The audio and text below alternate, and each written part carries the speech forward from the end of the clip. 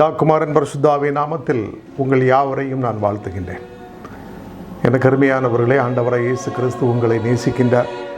இந்த செய்திக்கு நேராக ஒரு 20 நிமிடம் உங்களுடைய இருதயத்தை திருப்புங்கள். ஆண்டவராய் இயேசு கிறிஸ்து உங்களோடு கூட பேசுவாராக. இந்த கிறிஸ்துமஸ் காலங்களிலே உண்மையான மகிழ்ச்சி, சந்தோஷம், குதூகலம் உங்கள் குடும்பங்களிலே நிறைந்திருப்பதாக. வேதம் சொல்லுகிறது, யோவான் 17ஆம் அதிகாரம் 2ஆம் வசனம், பிதாவே, வேளை வந்தது, நீர் உம்முடைய குமாரனுக்கு தந்தருளின யாவருக்கும் அவர் நித்திய ஜீவனை கொடுக்கும் பொருட்டு மாம்சமான யாவர் மேலும் நீர் அவருக்கு அதிகாரம் கொடுத்தபடியே உம்முடைய குமாரன் உம்மை மகிமைப்படுத்தும்படிக்கு நீர் உம்முடைய குமாரனை மகிமைப்படுத்தும் என்று இங்கே ஆண்டவராய் இயேசு கிறிஸ்து சொல்லுகின்றார். பிதாவாகிய தேவன் தன்னுடைய வார்த்தையை இந்த உலகத்தில் மாம்சத்தில் அனுப்பினார். இப்பொழுது நான் பேசி கொண்டிருக்கிறேன் என்று சொன்னால் என்னுடைய வார்த்தையை நீங்கள் கேட்டுக்கொண்டிருக்கிறீங்க, இந்த சத்தத்தை கேட்டுக்கொண்டிருக்கிறீங்க அப்படின்னா நான் தான் பேசுகின்றேன், என்னுடைய வார்த்தை. அப்படியானால் பிதாவினுடைய வார்த்தை மாம்சத்தில் வெளிப்பட்டது. 2000 வருடங்களுக்கு முன்பாக அவர் யூதேயா தேசத்திலே பெத்லகேமிலே பிறப்பார் என்று சொல்லி தீர்க்கதரிசிகள் மூலமாக முன்னுரைக்கப்பட்டது. வேதத்தினுடைய மையமே ஆண்டவராக இயேசு கிறிஸ்து தான். இயேசு கிறிஸ்துவுக்காக, இயேசு கிறிஸ்து மூலமாக, இயேசு கிறிஸ்துவினாலே சகலமும் உண்டாக்கப்பட்டது.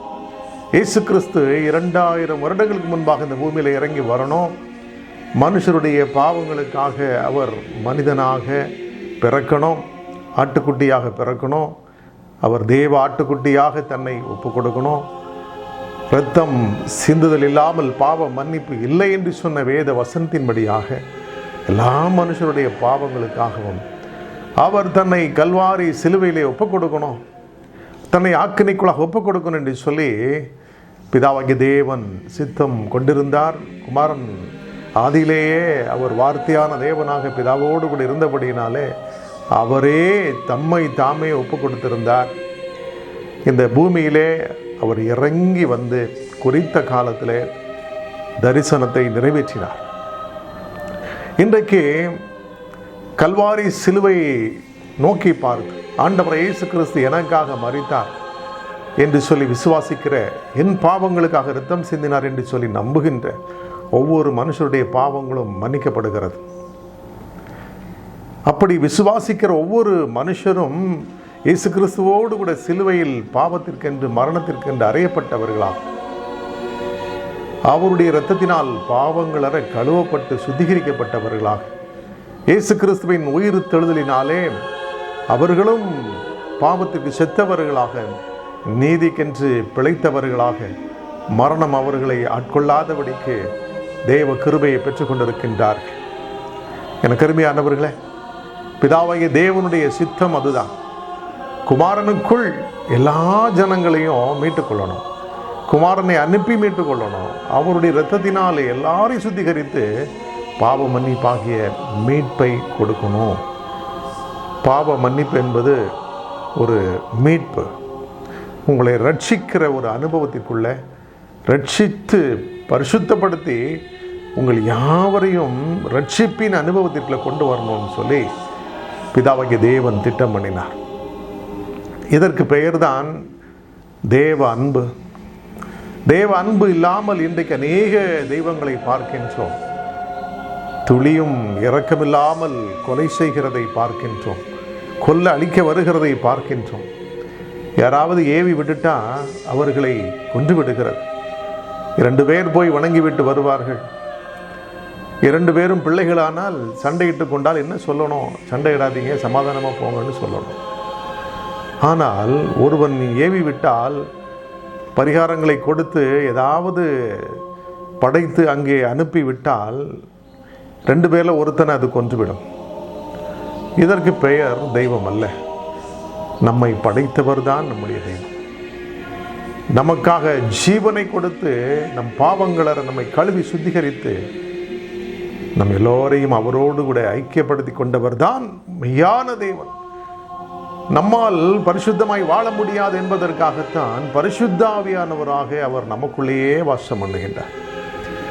எனக்கு அருமையானவர்களே, பிதாவினுடைய நாமத்தில், இயேசு கிறிஸ்துவின் நாமத்தில் பரிசுத்த ஆவியானவர் அவர் நமக்கு உள்ளே வந்து நம்முடைய இருதயத்திலே வாசம் பண்ணுகிறார்.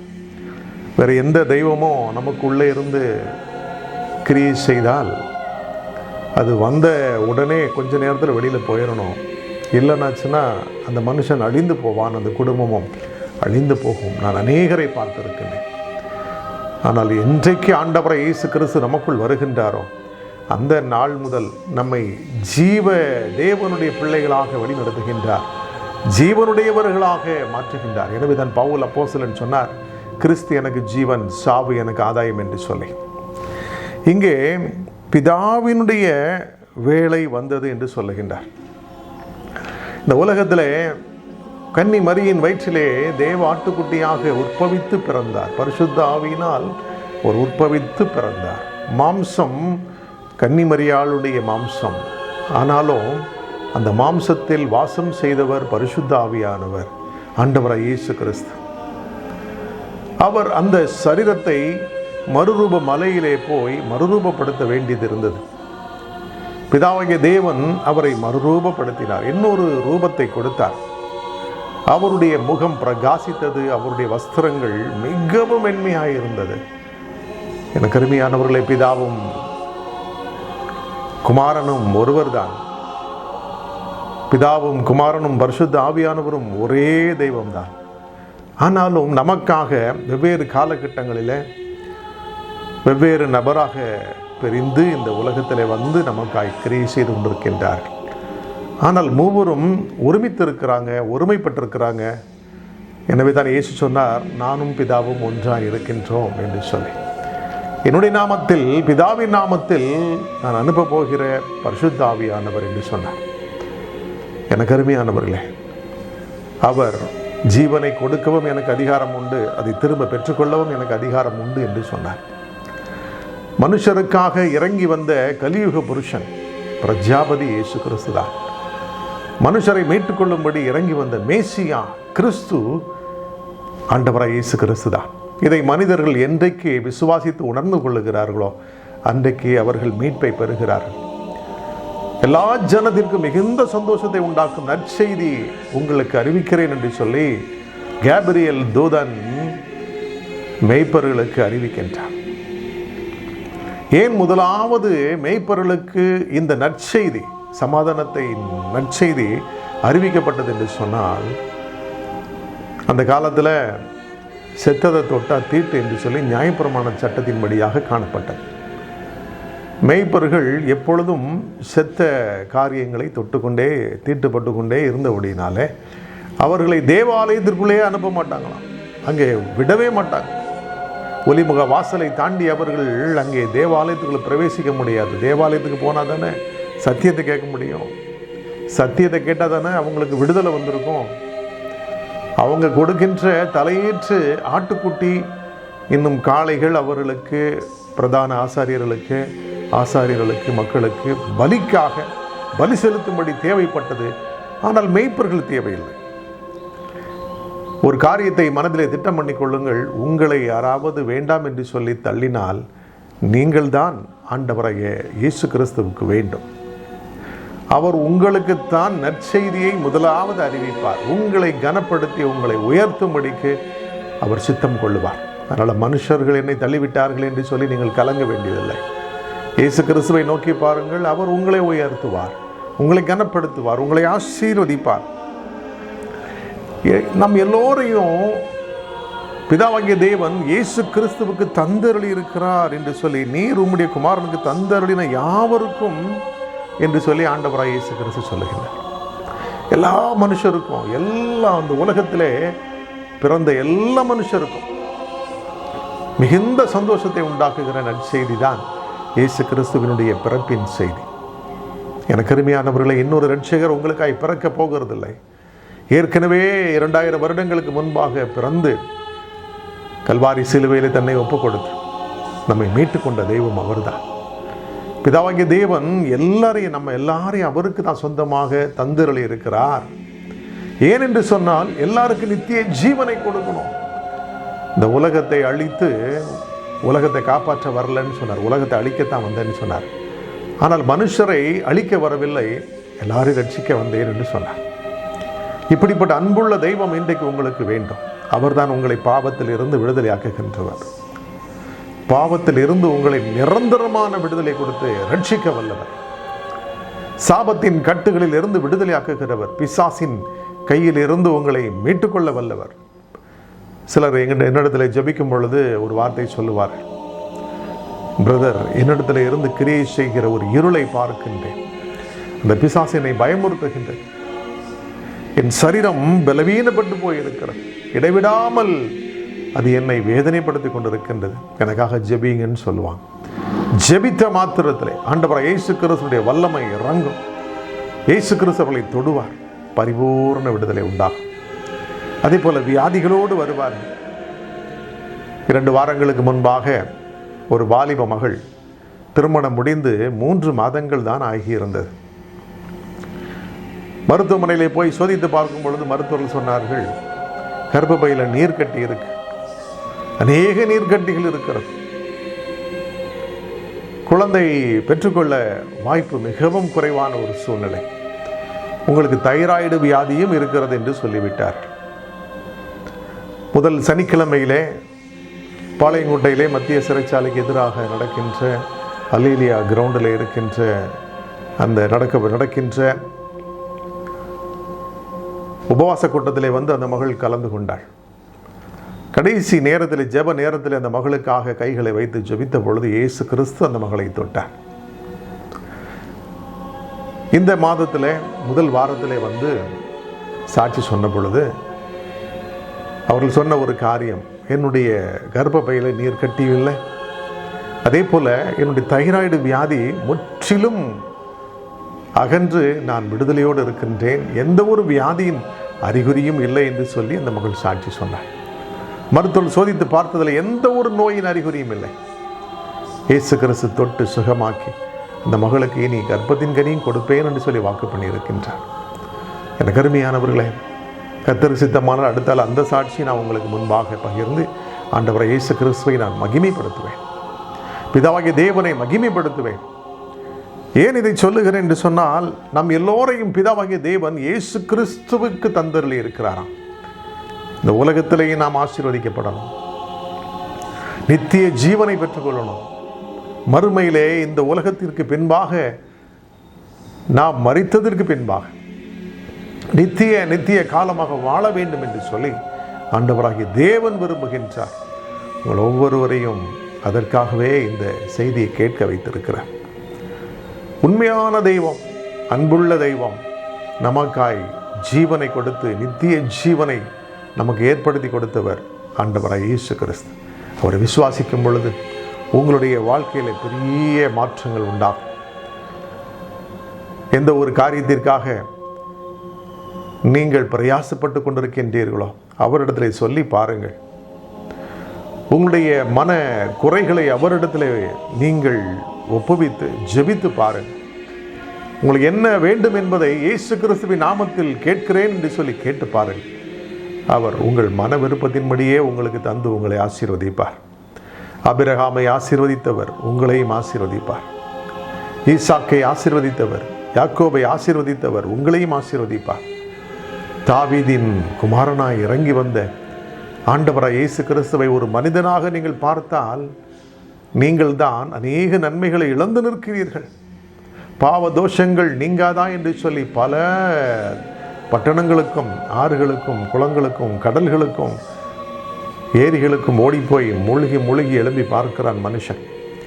காலையிலே சூரியனை பார்த்து அதுதான் கடவுள் என்று சொல்லி நம்பி கர்த்தராகிய இயேசு கிறிஸ்துவினால் அவருடைய வார்த்தையினால் படைக்கப்பட்ட நமக்காக சுடராக ஏற்படுத்தி வைக்கப்பட்ட சூரியனை பார்த்து அதுதான் தெய்வம்னு சொல்லி வணங்கி அரை அளவு தண்ணீரில் நின்று அதை நோக்கி பார்த்து விண்ணப்பம் செய்தும் உங்கள் தோஷங்கள் நீங்காமல் இருக்கிறதா, தேவைகள் சந்திக்கப்படாமல் இருக்கின்றதா, இயேசு கிறிஸ்து என்கிற வெளிச்சத்தை நோக்கி பாருங்கள். பரஞ்சோதியாக இருக்கிற இயேசுவை நோக்கி பாருங்கள். பரத்திலிருந்து இறங்கி வந்தேன் என்று சொன்னவர் அவர்தான். இந்த உலகத்திற்கு ஒளியாய் இருக்கிறேன் என்று சொன்ன பரம் ஜோதி அவர்தான். அவரை நோக்கி பாருங்கள், அவர் உங்களுடைய தேவைகளை சந்திப்பார். உங்களை பாவத்தின் கட்டிலிருந்து விடுதலையாக்குவார். பாவத்தின் சம்பளமாகிய மரணத்தின் பிடியிலிருந்து உங்களை மீட்டுக் கொள்ளுவார். அவரே இரட்சகர். இயேசு என்றால் அவர் தம் ஜனங்களின் பாவங்களை நீக்கி ரட்சிக்கிறவர் என்று சொல்லி அர்த்தம். கேப்ரியேல் மரியாளுக்கு சொல்லும் பொழுது, நீ ஒரு குமாரனை பெறுவாய், அவருக்கு இயேசு என்று பெயரிடுவாய். இயேசு என்றால் அவர் தம் ஜனங்களின் பாவங்களை நீக்கி ரட்சிக்கிறவர், இரட்சகர். ஆனால் இன்றைக்கு பாடத்திட்டத்தில் இரட்சகர் இயேசு என்று சொல்லி எழுதி வைத்தால் மனுஷருக்கு பொறுக்க மாட்டேன் என்கிறது. இந்த உலகத்திலே வந்து எந்த மனுஷனையும் பிரகாசிப்பிக்கிற மெய்யான ஒளி அவர்தான். அவர் இருந்தால் பயம் இருக்காது. இயேசு இருந்தால் வெளிச்சம் இருக்கும். உங்கள் வாழ்க்கையில சந்தோஷம் இருக்கும். பாக்கெட் நிறைய பணம் இல்லாட்டாலும், பேங்க் பேலன்ஸ் இல்லாட்டாலும், பரலோகத்துக்கு போவேன், நித்திய ஜீவனை பெற்றுக்கொள்ளுவேன் என்கிற ஒரு நிம்மதி, ஒரு இனம் புரியாத மகிழ்ச்சி, ஆனந்த சந்தோஷம் இருக்கும். ஜெபிக்கும் பொழுது இயேசு கிறிஸ்து உங்களோடு கூட பேசுவார். என்னோடு கூட பேசுகிறார், உங்களோடும் பேசுவார். அவருடைய குரலை நாம் கேட்க முடியும். நல்வழிப்படுத்தி நடத்துவார். எந்த ஒரு தேங்கிக்கும் நம்மை விலக்கி காத்து கொள்ளுவார். குறிப்பாக எந்த பிசாசின் வல்லமையை நம்மை மேற்கொள்ளாதபடிக்கு மந்திர சூனியங்களோ பில்லி சூனியங்களோ உங்களை நெருங்காதபடிக்கு அவர் பாதுகாத்துக் கொள்ளுவார். உங்களை சுற்றிலும் வேலி அடைத்துக் கொள்ளுவார். உங்களை தனி விசேஷித்த கனி தருகின்ற பாத்திரங்களாக மாற்றுவார். எனக்கு அருமையானவர்களே, இன்றைக்கும் கூட இயேசு கிறிஸ்து உங்களை மிகவும் நேசிக்கிறபடினால் அவர் உங்களோடு கூட இந்த வார்த்தைகளை பேசிக் கொண்டிருக்கின்றார். எனக்கு தந்தள்ளின குமாரனுக்கு தந்தள்ளின யாவருக்கும் அவர் நித்திய ஜீவனை கொடுக்கும் பொருட்டு மாம்சமான யாவர் மேலும் நீர் அவருக்கு அதிகாரம் கொடுத்தபடியே என்று சொல்லப்பட்டிருக்கிறார். எனக்கு அருமையானவர்களே, எல்லாருக்கும் நித்திய ஜீவனை கொடுக்கின்ற அதிகாரத்தை குமாரனுக்கு கொடுத்திருக்கின்றார். இயேசு கிறிஸ்துவுக்கு பிதாவாகிய தேவன் கொடுத்திருக்கின்றார். எனவே அவருக்கு அந்த அதிகாரம் இருக்கிறபடினாலே அவரை விசுவாசியுங்கள். இந்த உலகத்தில் வந்து மனுஷர் விசுவாசிக்கும்படி யூதா தேசத்து ஜனங்கள் நம்பும்படிக்கு அவர் இந்த வார்த்தைகளை சொன்னார். ஊழியத்தின் பாதையிலே இதை மனுஷர்கள் புரிந்து கொள்ளணும், யூதர்கள் புரிந்து கொள்ளணும் என்பதற்காக இந்த வார்த்தைகளை சொன்னார். இந்த அதிகாரத்தை நான் பெற்றுக்கொண்டேன் என்று சொல்லி மாம்சத்திலே இருந்த இயேசு கிறிஸ்து இதை சொன்னார். இன்றைக்கு அவர் ஆவியாய் இருக்கிறார். சொந்த சரீரத்திலே உயிர் தெழுந்த இயேசு இன்றைக்கு ஆவியானவராய் இருக்கின்றார். அவர் நம்மை பார்த்து இன்றைக்கும் சொல்லுகின்றார், உனக்கு நித்திய ஜீவனை கொடுக்கிற அதிகாரம் எனக்கு உண்டு என்று சொல்லி நித்திய காலமாய் வாழ, பரலோகத்திலே சந்தோஷமாய் மகிழ்ந்திருக்க ஆண்டவரை இயேசு கிறிஸ்து மட்டுமே அவர் நமக்கு அப்படிப்பட்ட வாழ்க்கையை தந்து ஆசீர்வதிக்க வல்லவராய் இருக்கிறார். உங்களுடைய வாழ்க்கையில இப்படிப்பட்ட மேலான பாக்கியம் வேறு ஒன்றும் இல்லை. எல்லா மனுஷரும் பிறக்கிறாங்க, பின்பு மரிக்கிறாங்க. இது அவங்களுக்கு நியமிக்கப்பட்டிருக்கிறது என்று வேதம் சொல்லுது. ஆனால் மரணத்துக்கு பின்பாகத்தான் உண்மையான ஒரு வாழ்க்கை ஆரம்பிக்கிறது. மரணத்தை கண்டு அநேகர் பயப்படுவார்கள். ஆனால் கிறிஸ்தவர்களுக்கு பயம் இல்லை. ஏனென்று சொன்னால் மரணத்துக்கு பின்பதாகத்தான் உண்மையான ஒரு வாழ்க்கையை ஆரம்பிக்கிறது. நித்திய காலமாய் இயேசுவோடு பரலோகத்திலே வாசம் பண்ணுகிற ஒரு வாழ்க்கை. நிறைய பேர் ரெஸ்ட் இன் பீஸ்ன்னு சொல்லுவாங்க, பாதாளத்தில் இறங்கி உறங்குகிறார்கள் என்று சொல்லி. அப்படி கிடையாது. அது பழைய ஏற்பாட்டில் இருந்தது. ஆண்டவராகிய இயேசு கிறிஸ்து என்றைக்கு உயிர் தெழுந்தாரோ அன்றைக்கே பழைய ஏற்பாட்டு பரிசுத்தவான்களை பரலோகத்துக்கு அழைத்து சென்றார். வலது பார்ஷத்து கள்ளன் தான் முதலாவது பரலோகத்திலே பிரவேசித்த மனிதன். பரலோகத்திலே ஒரு போர்ஷன், என் பிதாவின் வீட்டிலே அநேக வாசஸ்தலங்கள் உண்டு என்று சொன்னார் அல்லவா. உண்மையான பரலோகத்துக்கு நியாய தீர்ப்புக்கு அப்புறம் தான் போக முடியும். ஆனால் பரலோகத்தில் ஒரு ஆராதனை கூடம், அங்கே மனுஷரை அழைத்து சென்று அங்கே ஆராதிக்க வைக்கிறதாக வெளிப்படுத்தின விசேஷத்திலே நாம் பார்க்கின்றோம். பரிசுத்தவான்கள் எழுப்புகின்ற ஆரவார சத்தத்தை கேட்டேன் என்று சொல்லி யோவான் அப்போஸ்தலன் சொல்லுகின்றார். பலிபீடத்தின் அண்டையிலே இரத்த சாட்சிகள் நின்று எங்களுக்கு நியாயம் செய்யும் என்று சொல்லி அவர்கள் சொன்னதாக அவர் கண்ட சாட்சியை எழுதுகின்றார். எனக்கு அருமையானவர்களே, வலது பார்ஷத்து கள்ளன் மனம் திரும்பினான். அந்த நிமிஷத்திலே நீ இன்றைக்கு என்னோடு கூட பரலோகத்தில் இருப்பாய் என்று கர்த்தர் சொன்னார். பரலோகத்திலே பிதாவின் வீட்டிலே ஒரு வாசஸ்தலத்திலே நம்மை கொண்டு போய் சேர்ப்பார். அந்த அதிகாரம் குமாரனுக்கு கொடுக்கப்பட்டிருக்கின்ற சீஷர்களுக்கும் அந்த அதிகாரத்தை கொடுத்தார். மனுஷனுடைய பாவங்களை மன்னிக்கிற அதிகாரத்தை கொடுத்தார். நீங்கள் எவர்களை மன்னிக்கிறீர்களோ அவருடைய பாவங்கள் மன்னிக்கப்படும், எவர்களை மன்னிக்காமல் இருக்கிறீர்களோ அவருடைய பாவங்கள் மன்னிக்கப்படாது என்று சொன்னார். கிறிஸ்தவ ஊழியர்களுக்கு, அப்போஸ்தலர்களுக்கு அந்த அதிகாரத்தை கர்த்தர் கொடுத்திருக்கின்றார். எப்படிப்பட்ட ஒரு பாவியாக இருந்தாலும் பாவ மன்னிப்பு கேட்க வரும் பொழுது ஆண்டவர் இயேசு கிறிஸ்துவுடைய பாவங்களை மன்னிப்பார் என்று சொல்லும் பொழுது அவருடைய பாவங்களை குமாரன் மன்னிக்கின்றார், இயேசு கிறிஸ்து மன்னிக்கின்றார். எந்த ஒரு பாவியாக இருந்தாலும் அவரை நோக்கி பார்த்தால் ரட்சிக்கப்படுவார். இதற்காகவே இயேசு கிறிஸ்து இந்த பூமியிலே பிறந்து வந்தார். உம்முடைய குமாரன் உம்மை மகிமைப்படுத்தும்படிக்கு நீர் உம்முடைய குமாரனை மகிமைப்படுத்தும் என்று சொல்லுகின்றார். இதனுடைய அர்த்தம் உங்களுக்கு விளங்கி இருக்கும். மகிமை தேவனுக்கு மட்டும்தான், அதை வேறு ஒருவனுக்கும் கொடுக்க மாட்டேன்னு அவரே சொல்லிட்டார். எந்த ஒரு மனுஷனுக்கும் எந்த ஒரு விக்கிரகத்துக்கும் கொடுக்க மாட்டேன்னு சொல்லிட்டார். இந்த உலகத்தில் மனுஷர் வணக்கம் நாம் செய்யக்கூடாது. நம்மை படைத்தவரை மட்டும்தான் நாம் தேட வேண்டும். எனக்கு அருமையானவர்களே, ஒரு சகோதரி அப்படித்தான் தேடினார்கள். என்னை படைத்த தெய்வம் என்று ஒன்றுமே இல்லையா? எனக்கு வந்திருக்கின்ற இந்த HIV பாசிட்டிவில் இருந்து, என் கணவனுக்கு இருக்கிற அந்த வியாதியில் இருந்து என்னை விடுதலையாக்க, எங்களை விடுதலையாக்க படைத்த தெய்வம் என்று ஒன்றுமே இல்லையா என்று சொல்லி கூப்பிட்ட பொழுது ஆண்டவரை இயேசு கிறிஸ்து தான் வந்து நின்றார். அந்த சகோதரியை தொட்டு சொன்னார், நானே இயேசு, உன்னை படைத்த தேவன். ஆண்டவரை அறியாத அந்த சகோதரியை பார்த்து சொன்னார், நான் உன்னை விடுதலையாக்குவேன் என்று சொன்னார். கணவனையும் விடுதலையாக்கினார். 4 நாட்களிலே நான் சென்று ஜெபித்த பொழுது இயேசு தொட்டு அவர்களை சுகமாக்கினார். அந்த எய்ட்ஸ் நோயிலிருந்து அவர்களை காப்பாற்றினார். அந்த சகோதரனும் சகோதரியும் இன்றளவும் உயிரோடு இருக்கிறார்கள். ஆண்டவர் இயேசு கிறிஸ்துவை மகிமைப்படுத்தி கொண்டிருக்கின்றார். இப்படிப்பட்ட அற்புதங்களை செய்து தன்னை தேவனாக வெளிப்படுத்தி அவர் அற்புதங்களை செய்கிறதன் மூலமாக குமாரனுடைய நாமம் மகிமைப்படுகிறது, பிதாவினுடைய நாமமும் மகிமைப்படுகிறது. குமாரனை மகிமைப்படுத்துகிறவர் பிதாவாகிய தேவனே. அதன் மூலமாய் பிதாவாகிய தேவன் மகிமைப்படுகின்றார். அவருடைய நாமம் உயர்த்தப்படுகின்றது. அவரே சர்வத்திற்கு மேலான தேவன், சகல ஜனங்களையும் உண்டாக்கினவர் என்று சொல்லி எல்லாரும் கண்டுகொள்ளத்தக்கதாக இப்படிப்பட்ட மேலான பாக்கியம் கிடைக்கிறது. அடுத்த வசனம் சொல்லுகிறது, 3ஆம் வசனம், ஒன்றான மெய் தேவனாகிய உம்மையும் நீர் அனுப்பினவராகிய இயேசு கிறிஸ்துவையும் அறிவதே நித்திய ஜீவன். குமாரன் யார் என்று, ஒன்றான மெய் தேவன், குமாரனும் பரிசுத்த ஆவியானவரும் பிதாவுமாய் இருக்கிற ஒன்றான மெய் தேவன், அவர் அனுப்பின இயேசு கிறிஸ்து.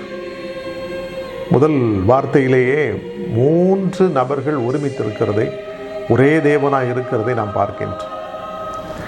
ஒன்றான மெய் தேவனாகிய உம்மையும் நீர் அனுப்பினவராகிய இயேசு கிறிஸ்துவையும் அறிவதே நித்திய ஜீவன். எனக்கு அருமையான தேவனுடைய பிள்ளைகளே, முதல் வார்த்தை ஒருவரான அப்படின்னு சொல்லலை, ஒன்றான என்று சொல்லப்பட்டிருக்கு. 3 ஒன்றாய் இருக்கின்ற ஒன்றான மெய் தேவனாகிய பிதாவாகிய தேவன்.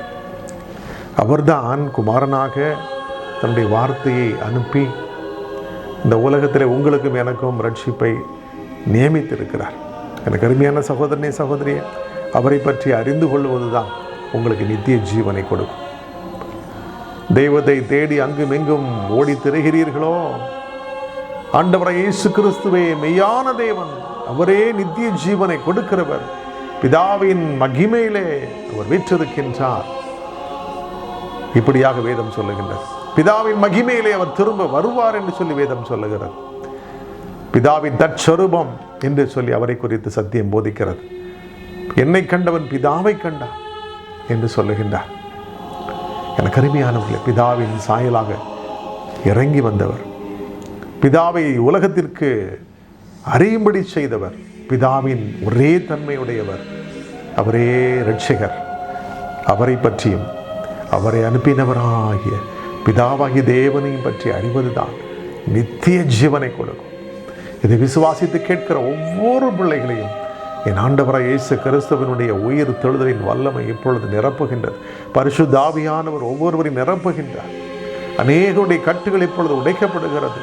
பிசாசின் கிரியைகள் அழிக்கப்பட்டு உங்கள் வீடுகளில் இருந்து, உங்கள் சரீரங்களில் இருந்து அலைக்கழித்து பிசாசு வெளியேறுகிறது. ஆண்டவராய் இயேசு கிறிஸ்துவின் நாமத்தில் விடுதலைகளை இப்பொழுது அநேகர் பெற்றுக்கொள்ளுகிறீங்க. கட்டிகள் மறைகிறது. அநேக நீர்க்கட்டிகள் கர்ப்பப்பையிலிருந்து வெளியேறுகிறது. இயேசுவின் நாமத்தில் சரீரத்தில் இருக்கிற கேன்சர் கட்டிகள் இப்பொழுதும் ஆண்டவராய் இயேசு கிறிஸ்துவின் வல்லமையுள்ள நாமத்தில் மறைந்து போகிறது. எங்கள் விசுவாசத்தோடு இந்த செய்தியை கேட்கிறபடினாலே ஆண்டவராய் இயேசு கிறிஸ்து உங்களை தொட்டு சுகமாக்குகின்றார். மன போராட்டம், டிப்ரெஷன், அதற்காக மாத்திரை சாப்பிடுகிறீங்க, தூக்கமே இல்லை, அநேகர் இந்த நிகழ்ச்சியை பார்த்து கொண்டிருக்கின்றீங்க. ஆண்டவராய் இயேசு கிறிஸ்துவை அறிந்து கொள்ள விரும்புகின்றேன், அவர் கொடுக்கின்ற விடுதலையை பெற்றுக்கொள்ள நான் வாஞ்சிக்கிறேன் என்று சொல்லி என்னோடு கூட சேர்ந்து இந்த வார்த்தையை கேட்டுக்கொண்டு விசுவாசிக்கின்ற ஒவ்வொருவரையும் ஆண்டவராகிய இயேசு கிறிஸ்து விடுவிக்கின்றார். பரலோக பிரசன்னம் உங்கள் வீடுகளுக்குள்ளே இறங்கி வந்திருக்கிறது. ஒரு மகிமையான மேகம் விசுவாசிக்கிற ஒவ்வொருத்தருடைய அறையிலும் பிரகாசித்து இப்பொழுதும் இறங்கி வந்து உங்களை ஆவியினாலும் வல்லமையினால் நிரப்புகிறது. புதிய புதிய அபிஷேகம் பெற்றுக்கொள்ளுகிறீங்க. விசுவாசிக்கிறவர்கள் மேலே தேவனுடைய இரக்கம் கிருபை கடந்து வருகிறது. பரிசுத்தம் கெஞ்சி நிற்கிற பிள்ளைகளை பரிசுத்தப்படுத்துகிற தேவனுடைய வல்லமை இறங்குகிறது. என்னோடு கூட சேர்ந்து ஜெபியுங்கள். ஆண்டவர் இயேசு கிறிஸ்து உங்களை தொட்டு ஆசீர்வதிப்பார், பலப்படுத்துவார். இந்த வருஷத்தின் கடைசி நாட்களில் நாம் இருக்கின்றோம். இந்த 2025 வருஷத்தோடு உங்களுடைய எல்லா பாடுகளும் முடிந்து போனது. உங்களுடைய துக்கம் சந்தோஷமாய் மாறப்போகிறது. புதிய வருஷத்தில் நீங்கள் மெய் தேவனாகிய ஆண்டவர் இயேசு கிறிஸ்துவை அறிந்து, பிதாவாகிய தேவனை அறிந்து உங்கள் வாழ்க்கையிலே ரட்சிப்பை பெற்றுக்கொண்டு, குமாரன் அதிகாரம் உள்ளவர், உங்களுக்கு அவர் நித்திய ஜீவனுக்கு ஏதுவான வழியில் நடத்தி உங்களை மேன்மைப்படுத்தி ஆசீர்வதிப்பாராக. நாம் ஜெபிக்கலாம். அன்பின் பரலோக பிதாவே, ஆசீர்வதிக்கப்பட்ட இந்த வேலைக்காக உமக்கு நன்றி செலுத்துகின்றோம். இந்த நேரத்திலும் தகப்பனே, என்னுடைய சரீரத்தில் பலவீனமாய் காணப்படுகிறதே, என் பாவம் எனக்கு கொண்டு வந்த இந்த வியாதி மறையுமா? மூளையில் ஏதோ ஊறுகிறது போல் இருக்கிறது, தலைக்குள்ளாக ஏதோ ஊறுகிறது போல் இருக்கிறது என்று சொல்லி ஒரு சகோதரன் இந்த செய்தியை கேட்டுக்கொண்டிருக்கிறீங்க. என்னோடு சேர்ந்து இப்பொழுது உங்களை ஜெபிக்க ஒப்புக் கொடுக்கிறீங்க. ஆண்டவர் இயேசு கிறிஸ்துவின் கரம் உங்களை தொடுகிறது. உங்களை பலவீனப்படுத்துகிற அந்த குடிவெறி ஆவி நீங்கி போகிறது. உங்கள் பாவங்களை இப்பொழுதும் ஆண்டவர் அகற்றி உங்களை விடுதலையாக்குகின்றார். இயேசு கிறிஸ்துவின் கரம் உங்கள் மேல் வைக்கப்படுகிறது. மெய்யாகவே நான் சொல்லுகின்றேன், உங்கள் வாழ்க்கையில் இருள் வெளியேறி போகிறது. இயேசு கிறிஸ்து என்கிற வெளிச்சம் உண்டாகிறது. ஆண்டவரை இயேசு கிறிஸ்து உங்களை தொட்டு இன்றைக்கு பரிசுத்தப்படுத்தி சுகப்படுத்துகிறார். உங்களுடைய பலவீனப்பட்டு போன பாகங்களை புதிதாக்குகின்றார். பரலோகத்தின் பண்டகசாலை திறந்து உங்களுக்குள்ளே புதிய உறுப்புகளை வைக்கின்றார். எல்லா மனுஷருக்கும் மிகுந்த சந்தோஷத்தை உண்டாக்குகிற நற்செய்தி, ஆண்டவரை இயேசு கிறிஸ்து என்கிற இரட்சகர் தாவீதின் ஊரிலே பிறந்த அந்த நற்செய்தி இன்றைக்கு அநேகருக்கு சொந்தமாய் மாறுகிறது. இன்றைக்கும் என்னோடு கூட சேர்ந்து ஜெபிக்கின்ற அநேகரை ஆண்டுடைய கரம் தொடுகிறது. பிசாசின் பிடியிலே சிக்கியிருக்கிற அநேக சகோதரிகளை பார்க்கின்றேன், அநேக சகோதரர்களை ஆவியிலே நான் பார்க்கின்றேன். இயேசு கிறிஸ்து அந்த அசுத்த ஆவிகளை எல்லாம் துரத்தி இப்பொழுதும் அவர்களை மீட்டுக்கொள்ளுகின்றார், விடுதலையாக்குகின்றார். தேவ பிரசன்னம் இறங்குகின்றது, தேவனுடைய வல்லமை வெளிப்படுகிறது. ஆண்டவரை இயேசு கிறிஸ்துவின் நாமத்திலே அற்புத விடுதலைகளை பெற்றுக்கொள்ளுங்கள். என் தேவனாகி கர்த்தர் இப்பொழுதும் ஒவ்வொருவருக்கும் வெளிப்படுகின்றார். அநேகருடைய மன கண்கள் திறக்கப்படுகின்றது. இயேசு கிறிஸ்துவினுடைய முகத்தின் பிரகாசத்தை பார்க்கும்படியான, வெளிச்சத்தை பார்க்கும்படியான ஒரு கிருபை சிலர் கொடுக்கப்படுகிறதற்காய் ஸ்தோத்திரம், ஸ்தோத்திரம், ஸ்தோத்திரம். அநேகருடைய உள்ளத்திலே என் இயேசு பிறக்கிறார். பரிசுத்த ஆவியானவராக இப்பொழுது அவர் இருதயங்களிலே வாசம் பண்ணும்படி இறங்கி வருகிறார். என் பிதாவினுடைய மகிமை இப்பொழுதும் இறங்குகிறது. இப்பொழுது குமாரனிலே பிதா மகிமைப்படும்படியான வேளை வந்திருக்கிறது. ஹல்லேலூயா. Thank you Holy Spirit. Thank you wonderful Jesus. Thank you wonderful Father. ஒவ்வொருவரையும் ஆட்கொள்ளுகிறீர். உம்முடைய பரிசுத்த ஆவியானவரே ஒவ்வொருவருக்குள்ளும் அனுப்பி பலப்படுத்துகிற கிருபைகளுக்காக உமக்கு ஸ்தோத்திரம், ஸ்தோத்திரம், ஸ்தோத்திரம். காய்ச்சல் வியாதியோடு கூட கஷ்டப்படுகிற ஒவ்வொரு பிள்ளைகளையும் இப்பொழுது தொட்டு சுகமாக்குங்க, விடுதலையாக்குங்க. எங்களை தாழ்த்தி உம்மை உயர்த்துகிறோம். இயேசுவின் நாமத்தில் ஜெபம் கேளும் நல்ல பிதாவே. ஆமென், ஆமென். கர்த்தர் உங்கள் ஒவ்வொருவரையும் ஆசீர்வதிப்பாராக. இந்த கிறிஸ்துமஸ் நாட்களிலே இயேசு கிறிஸ்து உங்கள் உள்ளத்தில் பிறப்பாராக. God bless you.